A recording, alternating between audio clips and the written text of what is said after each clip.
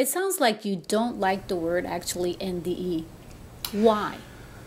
Well, let's see how I can answer that. For starters, the word NDE came about by 1970 something by Raymond Moody, who studied near-death experiences at large. He came out with that term, and the reason why I don't like that term is because, I mean, if you see how it's worded, for instance, near-death experiences. In other words, you haven't died yet. You were close to death, but you were not death. And you had an experience, which I don't know what it is. I cannot pinpoint it, but definitely you didn't die.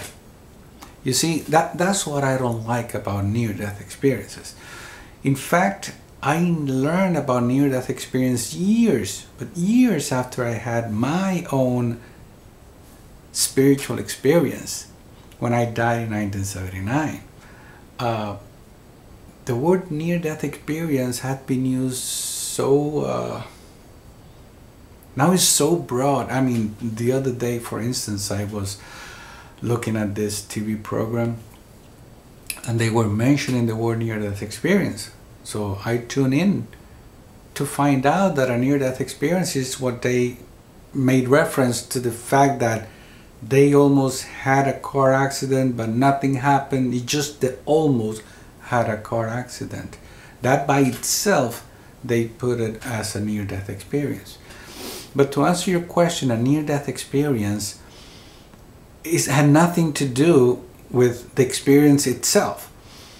The experience that an NDEer goes through is having seen the spiritual world, not understanding what it had been perceived, and then brought it to memory. And because it is so broad, because the experience, the perception, the visualization, the understanding is so all over the place, I don't like the term near-death experience just because a near-death experience had nothing to do with the experience itself. That's exactly the reason why in my book I had portrayed and I made available to everyone that reads the book a graphic explaining what a near-death experience truly is, which is no different than a spiritual experience by itself. You see?